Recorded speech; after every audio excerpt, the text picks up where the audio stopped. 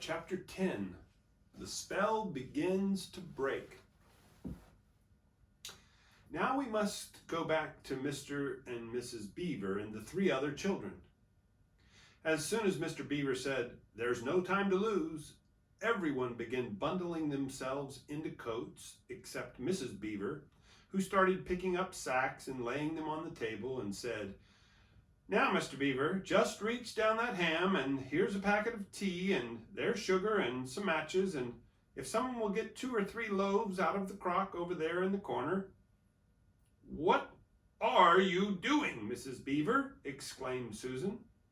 "Packing a load for each of us, dearie," said Mrs. Beaver very coolly. "You didn't think we'd set out on a journey with nothing to eat, did you?" "But we haven't time," said Susan, buttoning the collar of her coat. "She may be here any minute." "That's what I say," chimed in Mr. Beaver. "Get along with you all," said his wife. Think it over, Mr. Beaver. She can't be here for a quarter of an hour at least." "But don't we want as big a start as we can possibly get," said Peter, "if we're to reach the stone table before her?" "You've got to remember that, Mrs. Beaver," said Susan. "As soon as she has looked in here and finds we're gone, she'll be off at top speed." "That she will," said Mrs. Beaver, "but we can't get there before her, whatever we do, for she'll be on a sledge and we'll be walking." "Then we have no hope?" said Susan. "Now, don't you get fussing, there's a dear," said Mrs. Beaver, "but just get half a dozen clean handkerchiefs out of the drawer. Of course we've got hope. We can't get there before her, but we can keep under cover and go by ways she won't expect, and perhaps we'll get through." "That's true enough, Mrs. Beaver," said her husband, "but it's time we were out of this." "And don't you start fussing either, Mr. Beaver," said his wife. "There, that's better. There's 5 loads, and the smallest for the smallest of us. That's you, my dear," she added, looking at Lucy. "Oh, do please come on," said Lucy. "Well, I'm nearly ready now," answered Mrs. Beaver at last, allowing her husband to help her into her snow boots. "I suppose the sewing machine's too heavy to bring?" "Yes, it is," said Mr. Beaver, "a great deal too heavy. And you don't think you'll be able to use it while we're on the run, I suppose?" "I can't abide the thought of that witch fiddling with it," said Mrs. Beaver, "and breaking it or stealing it as likely as not." "Oh, please, please, please do hurry," said the 3 children. And so at last they all got outside, and Mr. Beaver locked the door. "It'll delay her a bit," he said, and they set off, all carrying their loads over their shoulders. The snow had stopped and the moon had come out again when they began their journey. They went in single file, first Mr. Beaver and then Lucy, then Peter, then Susan, and Mrs. Beaver last of all. Mr. Beaver led them across the dam and on to the right bank of the river, and then along a very rough sort of path among the trees right down to the river bank. The sides of the valley, shining in the moonlight, towered up far above them on either hand. "Best keep down here as much as possible," he said. There is a picture of Mr. Beaver helping Mrs. Beaver get her snowshoes on.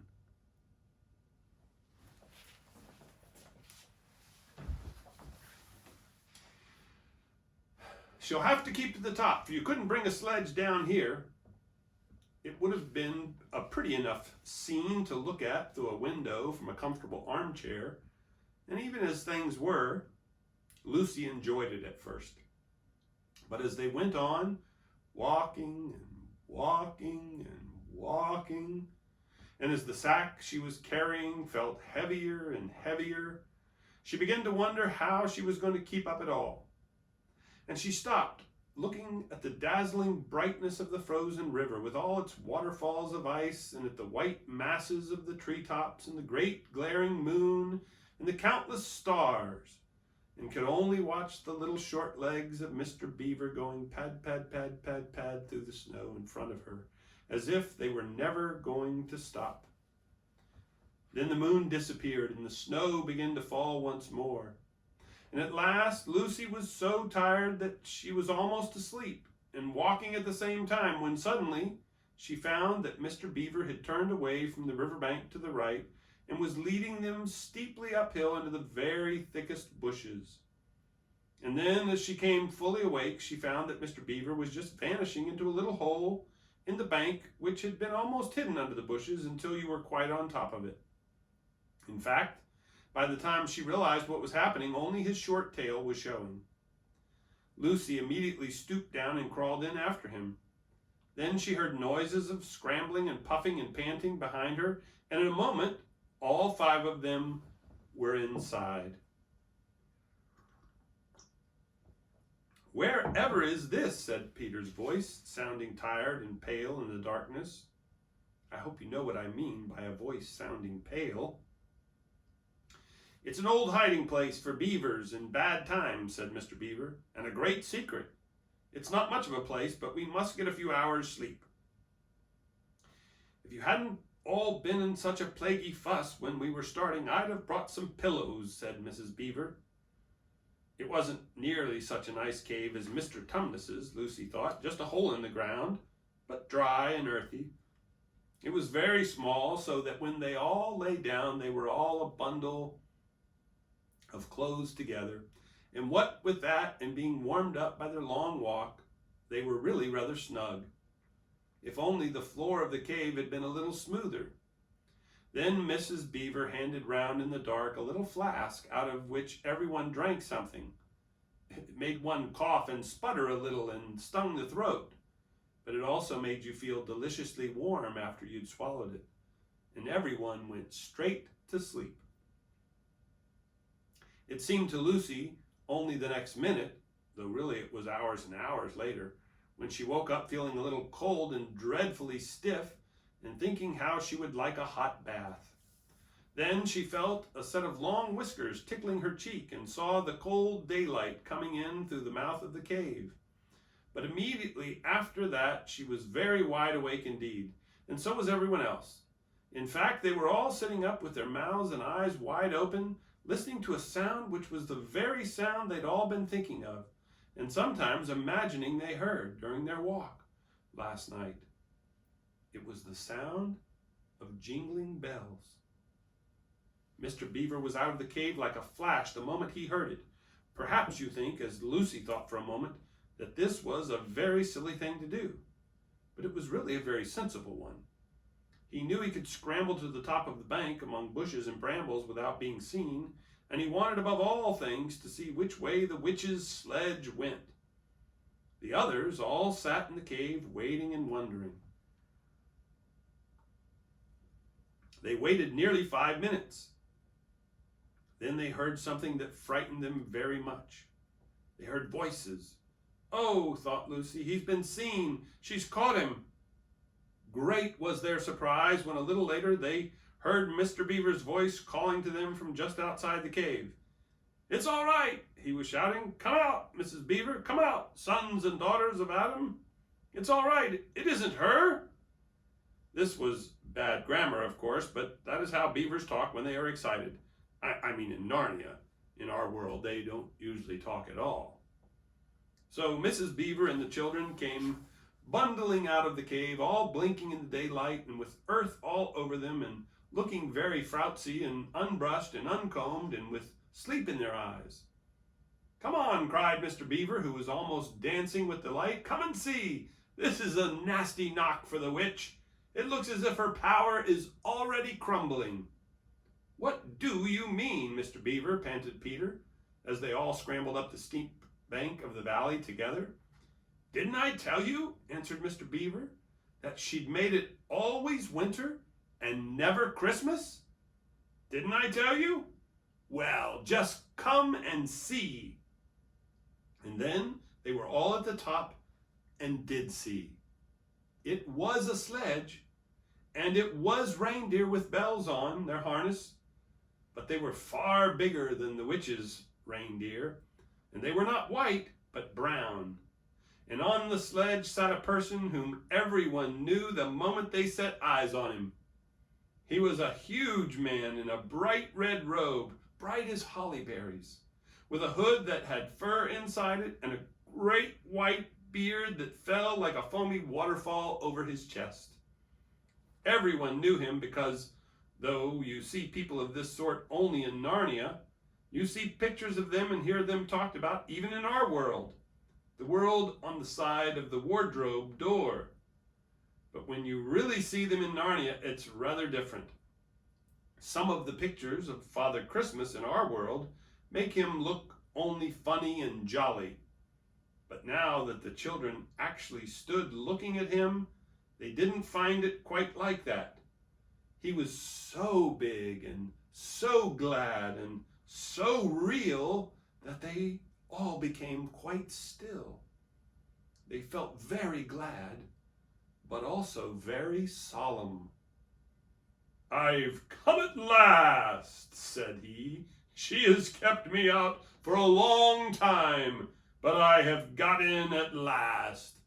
Aslan is on the move. The witch's magic is weakening." And Lucy felt running through her that deep shiver of gladness which you only get if you are being solemn and still. "And now," said Father Christmas, "for your presents.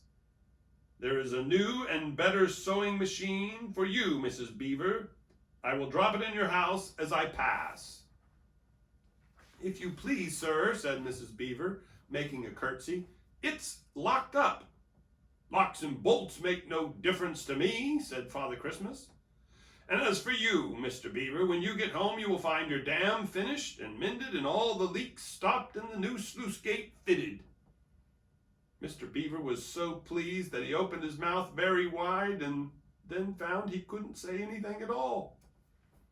"Peter, Adam's son," said Father Christmas. "Here, sir," said Peter. "These are your presents," was the answer, "and they are tools, not toys. The time to use them is perhaps near at hand. Bear them well." With these words, he handed to Peter a shield and a sword. The shield was the color of silver, and across it there ramped a red lion, as bright as a ripe strawberry at the moment when you pick it. The hilt of the sword was of gold, and it had a sheath and a sword belt and everything it needed, and it was just the right size and weight for Peter to use. Peter was silent and solemn as he received these gifts, for he felt that they were very serious kind of present.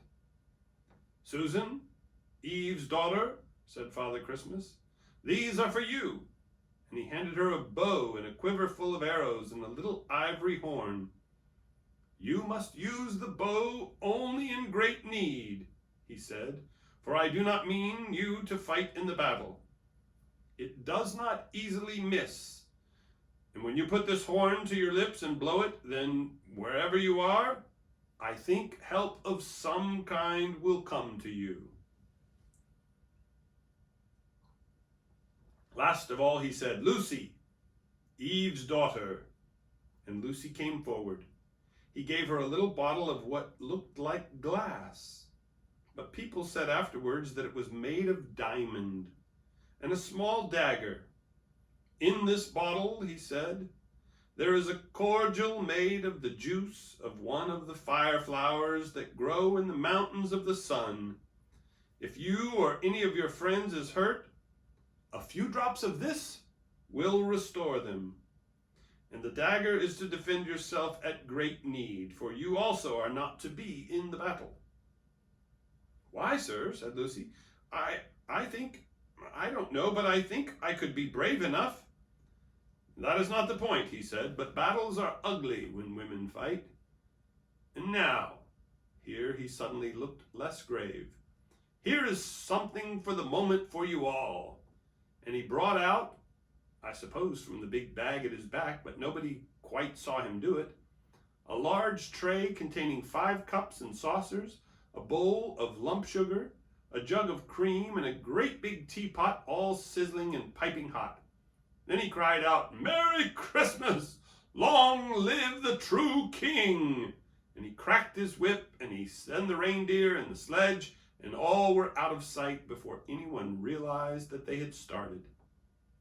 Peter had just drawn his sword out of its sheath and was showing it to Mr. Beaver when Mrs. Beaver said, now then, don't stand talking there till the tea's got cold. Just like men, come and help to carry the tray down and we'll have breakfast. What a mercy I thought of bringing the bread knife."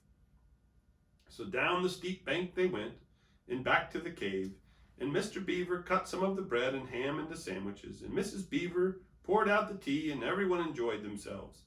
But long before they had finished enjoying themselves, Mr. Beaver said, "Time to be moving on now." That's the end of chapter 10.